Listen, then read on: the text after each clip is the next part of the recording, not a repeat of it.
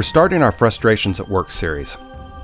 The video is us puttering around Fontana Lake near Cherokee, North Carolina. Hopefully the views calm you as we talk about how irritating your job is. I don't know. Let's get going. People say, my boss won't let me do anything to get a promotion. They keep promising things, but it never happens. I think they're intentionally holding me back. I keep hearing some version of this from far too many people. Understand, your manager has a problem. If they find someone who will do a job well, their life is much easier if you'll just do your job, keep your mouth shut, never ask for a raise for the rest of your life. Of course, that doesn't help you, but if you want anything from management, you start by understanding them, by seeing things from their point of view. Remember Sun Tzu, know your enemy and know yourself. Human nature is what it is. We all like easy. We have enough work on our plates. We aren't looking for anything harder, and management is no exception. So, what do? Well, most people quit. They get a different job, hoping to find some new manager who enjoys stabbing themselves in the heart.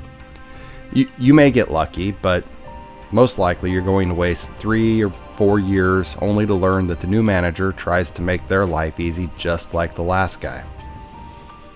If they find a good worker, they aren't inclined to move that person unless it benefits them somehow. So yeah, you may need to find a new job, but changing jobs without changing your strategy is ultimately a fail. So there are 2 things to consider. The first question you should ask is, how does my boss see me? Sure, they see how hard you work and your good points, but how do they see you? What's their impression of you as a person and as an employee? When they're talking behind your back, and you know they talk behind your back, what are the strengths that they appreciate? And more importantly, in what ways do you irritate them? Don't assume. We all know about assumptions. Find out what they respect and what irritates them. Your second question is, the simple truth is that if management thought promoting you would make their life better, they would have already done it. If they haven't done it, if they haven't promoted you, then you haven't given them a compelling offer. Now, when I talk about your offer, I'm not necessarily referring to overt negotiation. This isn't sitting down and making a deal. Sometimes that's the right choice, or sometimes you get to that point, but how have you eliminated the obstacles and increased the benefits of moving you up? You make sure that you've done that, and then you guide management so that they think advancing you is obviously the right choice, and they're even proud of themselves for thinking of it on their own. So, let's put all this together. Management will tend to do what's best for them. Our responsibility, if we want to earn more, be promoted, advance our career, is to be truly worthy of advancement. Not just in our opinion, but objectively, obviously worthy of advancement. And even then, they're not going to advance us unless we persuade them that it's in their best interest. In summary, it's on you to go to leadership school and persuasion school. And that's exactly what you're doing right now, since the 2 core components of our career training program is leadership and persuasion. Now, be careful. It's really easy to jump out and trip all over yourself when you're learning these skills. Persuasion can easily come across as pushing or manipulation. If you do that, you might as well just go ahead and get another job, make a fresh start somewhere else. And on leadership, it's hard to see ourselves as we truly are and judge our own leadership ability objectively. The good news is there's a pretty reliable measure for determining your leadership ability. When you step outside of the group, go against the grain, does the group follow you, or do you find yourself out there on your own?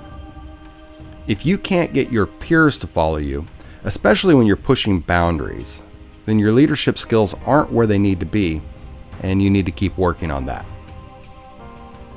As you become a stronger and stronger leader, the risk and opportunity are at the same point. A weak leader cannot tolerate a strong leader underneath them. They will make a change. They may try to punish the stronger leader into submission, or they might make up a reason to fire them. And I think we've all seen this. But a strong leader who is persuasive can offer a solution that benefits management, and offer it in a way that the weak manager thinks it was their idea. They want to be the hero of the story. That is essential. Now, none of us were born leaders. We weren't born persuaders. These are skills, they're traits we learn. And this is the best news you've ever heard. Because tall people get paid more than short people. Unfair but true. Attractive people get paid more than ugly people. Again, life isn't fair, but this is just how it is. People with higher IQs get paid more. And there's nothing that any of us can do about any of that. But anything that's a skill, if it's learnable, it's an opportunity. And I wish I had an easy answer for you. I really do, because I want the easy answer as much as anybody. What I can tell you is that the reason your boss is holding you back is that they have not been persuaded that you're a great leader and promoting you would make their life better.